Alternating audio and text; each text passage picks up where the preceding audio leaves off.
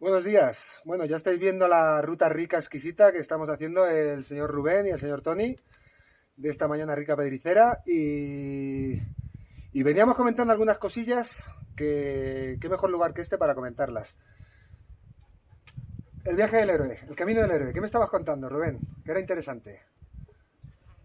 Creo que en un momento dado hablábamos de ese momento, ¿no? Ese momento de llegar al mundo, ese momento de encarnar un cuerpo, ese plácido momento de estar en el vientre materno, y cómo desde ahí empieza la aventura, ¿no? Cómo desde ahí llega el día del parto, todo empieza a ser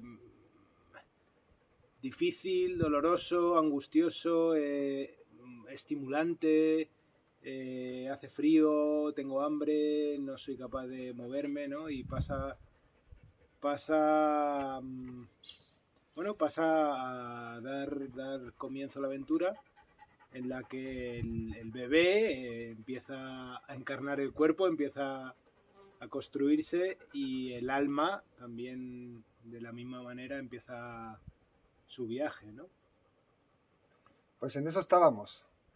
También ha surgido esta conversación por el tema de, efectivamente, como almas, en el momento que encarnamos, entramos en esta aventura, en este viaje del héroe, y hacíamos alusión a eso, que a veces todo está empezado, de hecho, cuando hemos empezado a comentar el tema en ámbitos terapéuticos, psicológicos, cómo al final nos damos cuenta que en el trasfondo de todo hay como trauma, hay herida, hay dolor, y eso nos va haciendo cada vez generar como una especie de máscaras de la personalidad, de escudos protectores, blindar la vulnerabilidad y la sensibilidad, y poco a poco nos vamos como encapsulando en este muñequito que luego nos identificamos plenamente.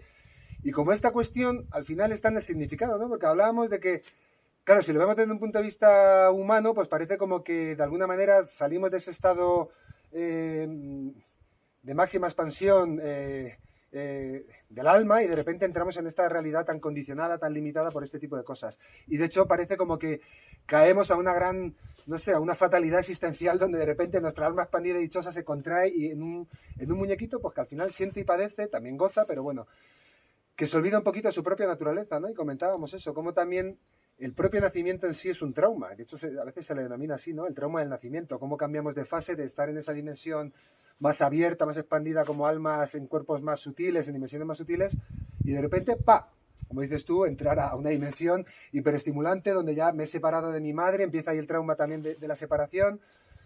En fin, ¿qué sentido entonces le podemos dar a esto? ¿Para qué el alma emprende esto?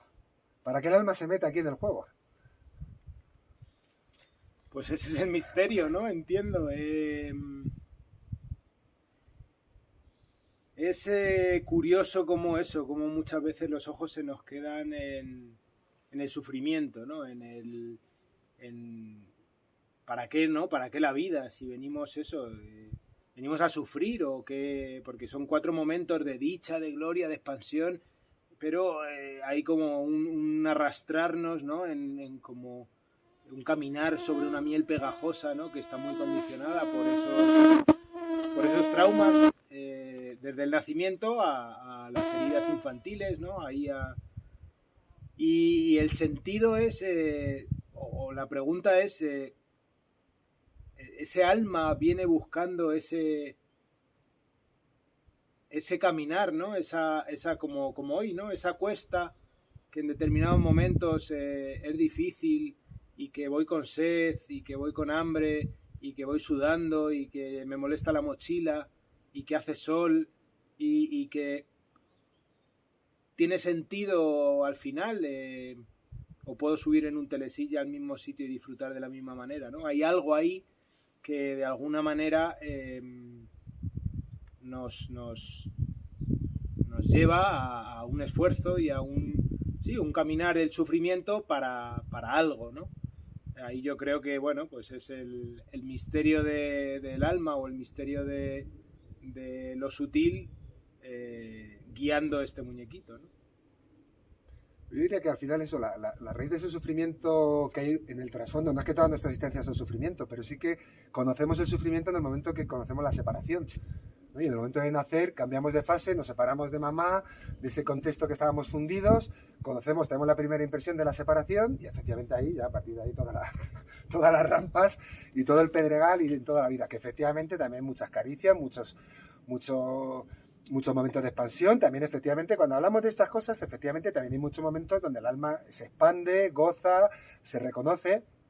Pero bueno, en términos terapéuticos hablábamos sobre todo de eso, de cómo al final en el trasfondo siempre hay un tipo de dolor blindado, de vulnerabilidad o de ciertas experiencias que no podemos asimilar, y eso a partir de ahí, pues eso, nos vamos reconcentrando, nos vamos identificando, y al final pues tenemos la experiencia del sufrimiento y de la limitación.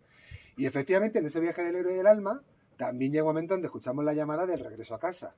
Y entonces, igual que ahora hemos subido al collador, empezamos a bajar y volvemos al lugar del que hemos partido. ¿Qué ha pasado durante el camino? Pues que hemos conocido un montón de lugares maravillosos. A veces más dolorosos para las piernas, a veces más placenteros cuando nos somos para contemplar. En fin, todo metafórico como siempre. Pero al final yo diría que para nosotros al final la conclusión también decíamos que ahora se suele escuchar mucho, porque ahora está todo muy mezclado, como que este viaje del alma es eso, como una trampa, como una fatalidad o un engaño incluso, ¿no? Como un demiurgo que nos ha encerrado aquí en una matriz de control, que eso será otro capítulo, pero como obviando que estamos dentro de una matriz divina y simplemente simplificándolo todo en una matriz de control y nuestra vida simplemente, eso es una fatalidad.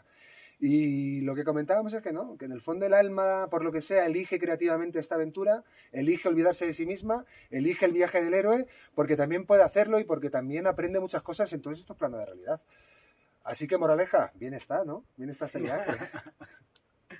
Sí, bien está. Yo creo que es también conectar con la sencillez, ¿no? Con la sencillez de dejar a las cosas ser como son en muchos momentos y entregarnos ahí, ¿no? Ahí viene la dificultad, ¿no? De la mente, de entregarse, de no controlarlo, ¿no?